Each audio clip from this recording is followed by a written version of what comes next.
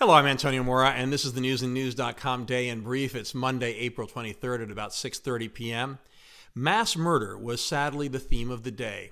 The suspect in the Waffle House murders was arrested after an intense manhunt. He apparently suffered from delusions, even thinking Taylor Swift was stalking him.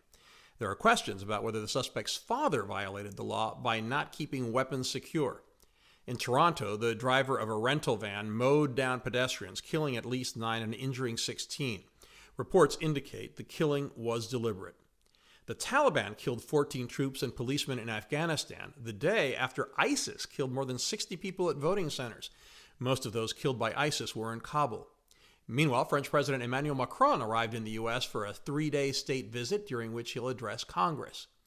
Rand Paul changed his mind at the last minute, agreeing to support Mike Pompeo's nomination for Secretary of State. That saved Pompeo from making history as the first nominee for state rejected by the Senate Foreign Relations Committee. And Prince William and Duchess Kate welcomed a baby boy to the world. He is 5th in the line of succession for the British throne.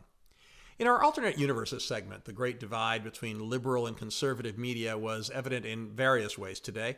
The news anchor on Fox and Friends referred to failed candidate Hillary Clinton. That was in a news story. Did they refer to John McCain and Mitt Romney that way? CNN spent big chunks of time playing and discussing an appearance on the network from the day before by Kellyanne Conway. Dana Bash asked about how Conway's husband frequently tweets criticizing Trump.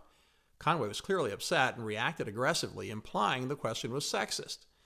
The verdict on the left was that the question was appropriate and that Conway often criticized Hillary Clinton for her husband's behavior.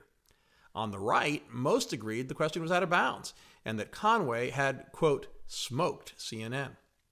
In sports, former NFL place kicker and current CBS Sports announcer Jay Feely thought it would be funny to take a picture with his daughter and her prom date while holding a gun. It's touched off a social media firestorm. Feely has apologized.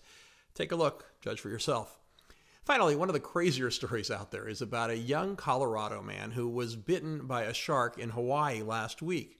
Nothing unusual about that until you hear he was also bitten by a bear and a rattlesnake all in the last few years. Who says lightning doesn't strike twice? Actually, if I were him, I'd watch out for lightning. We have all those stories and much more updated around the clock on newsandnews.com. Please subscribe to our YouTube channel by clicking on the right of your screen just below this video. And please follow me on Twitter at @AMoraTV. I'll see you again tomorrow.